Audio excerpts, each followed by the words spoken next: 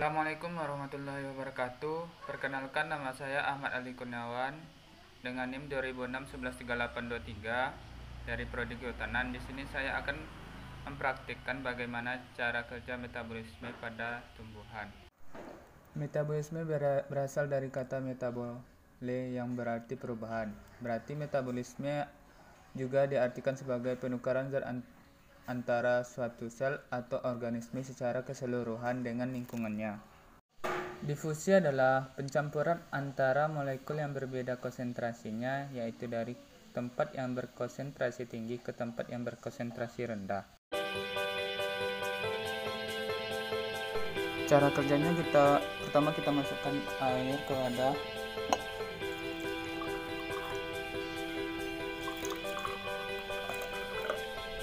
Lalu kita masukkan sebutir garam. Lalu salah satu wadah diaduk.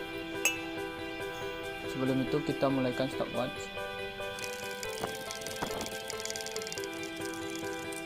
Waktu yang dibutuhkan 30 detik. Sekarang kita nunggu yang tidak diaduk.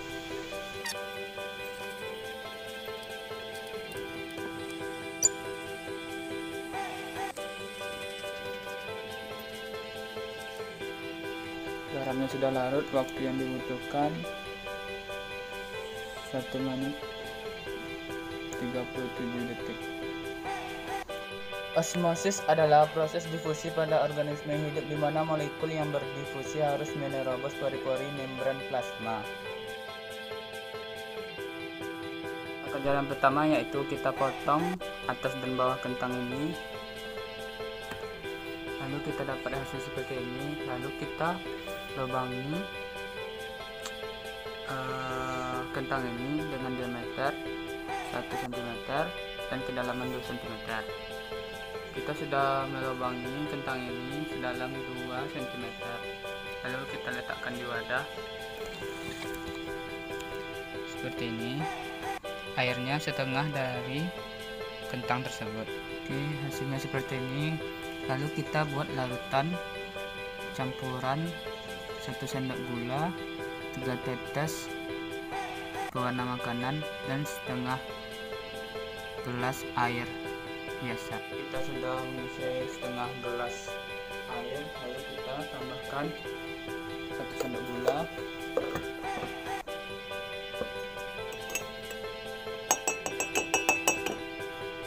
dan 3 tetes pewarna makanan. 1, 2, 3.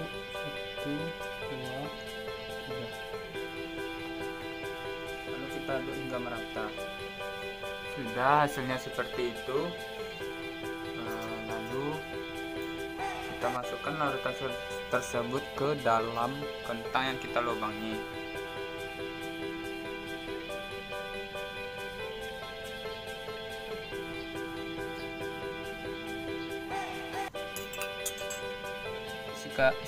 Ini adalah 5 menit pertama, kita ukur kedalamannya.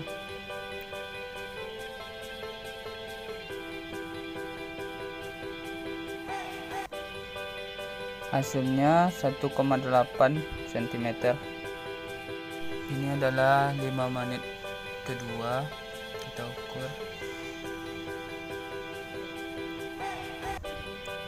Di sini kita dapat panjangnya itu 1,7 cm. Ini adalah 5 menit yang ketiga, kita ukur. Baik, di sini pada percobaan ketiga kita mendapatkan panjang 1,6 cm. Ini adalah 5 menit yang keempat, jadi kita ukur.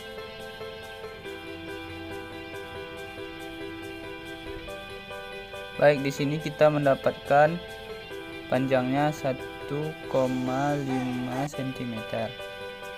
Plasmolisis adalah apabila suatu sel tumbuhan diletakkan dari larutan yang hipertonis terhadap sitoplasma, maka air di dalam sel akan berdifusi keluar sehingga sitoplasma mengkerut dan terlepas dari dinding sel. Cara kerja plasmolisis adalah yang pertama, kita kupas.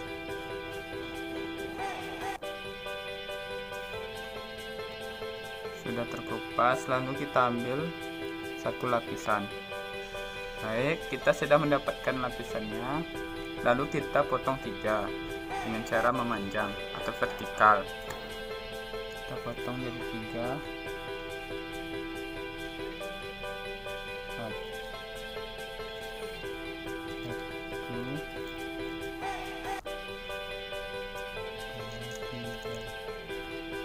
Oke, kita sudah mendapatkan 3, lalu kita ukur panjangnya. Kita sudah mengukur masing-masing sampel ini, lalu kita masukkan ke dalam larutan yang telah kita buat. Lalu kita buat larutan garam dengan caranya kita masukkan 2 sendok air minum.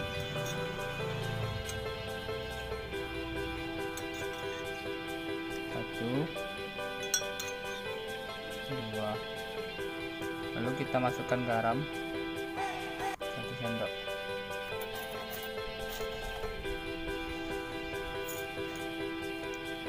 Lalu kita aduk hingga melarut. Di sini kita sudah membuat larutan garam.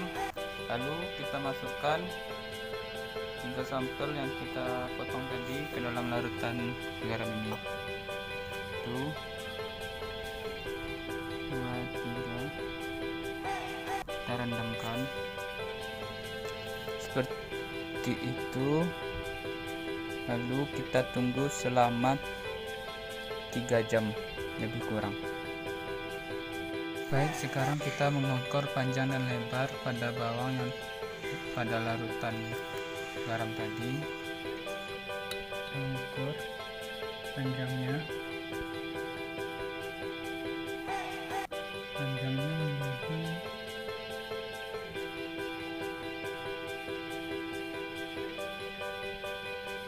2,8.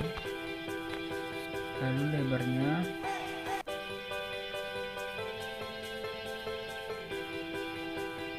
0,9. Sampel yang kedua, panjangnya menjadi 2,4, lebarnya menjadi 0,8. Ini kita ukur sampel yang ketiga, panjangnya menjadi 2,5,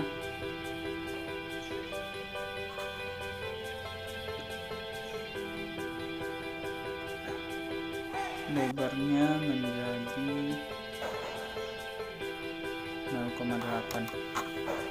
Diplasmolisis adalah apabila sel tumbuhan kemudian dimasukkan ke dalam cairan yang hipotonis, maka air akan masuk ke dalam sel dan sitoplasma kembali mengembang.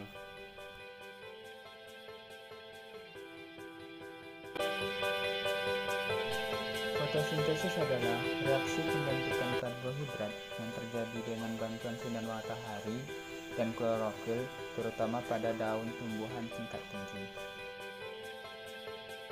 Kerja fotosintesis adalah yang pertama, yaitu kita balut bagian tengah daun ini menggunakan plastik bening dengan rapi.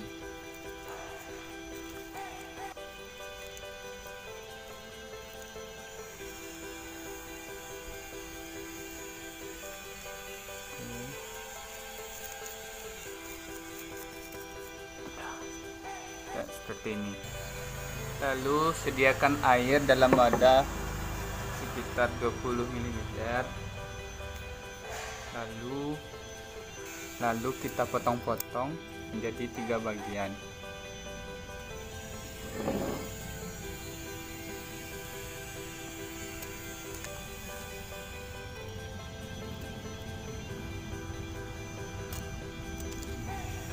Sudah dapat seperti ini.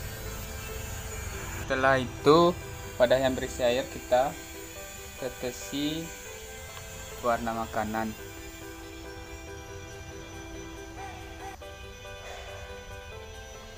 Cukup.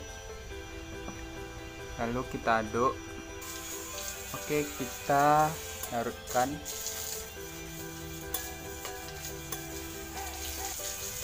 Nah, kalau sudah larut, kita masukkan daun yang kita potong-potong tadi ke dalam larutan pewarna makanan.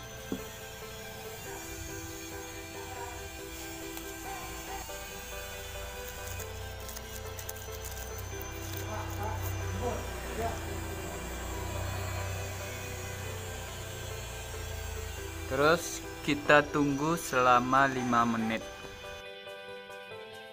Selanjutnya kita mengamati perubahan yang terjadi pada daun yang telah kita biarkan selama 5 menit ini.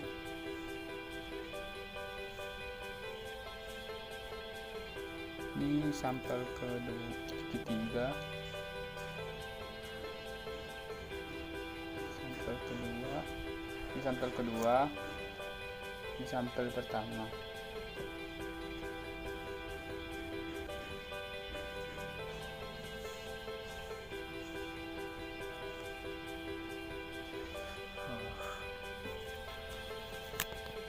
Perubahan yang ditunjukkan adalah warna daun menjadi lebih terang.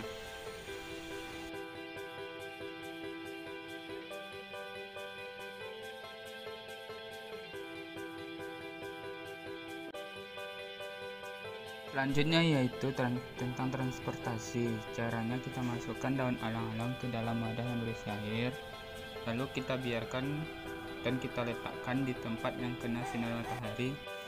Ini adalah hasil ilalang yang dibiarkan selama 3 daunnya mulai mengembang. Selanjutnya yang kita bahas yaitu tentang pengangkutan silem menggunakan pucuk bayam. Cara kerjanya yaitu kita tuangkan air ke wadah sampai setengah gelas saja, cukup. Lalu kita masukkan 7 tetes pewarna makanan. 1, 2, 3, 4, 5, 6, 7. Lalu diaduk hingga melarut. Pewarna makanannya sudah larut, lalu kita masukkan batang pucuk bayam,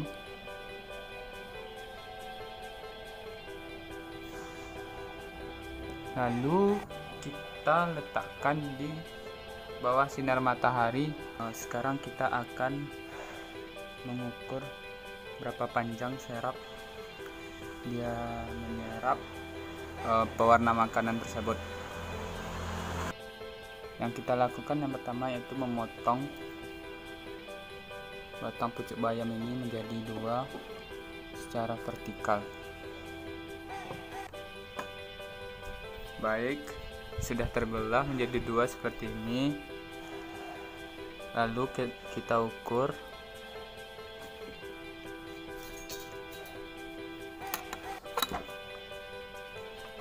Berapa ya?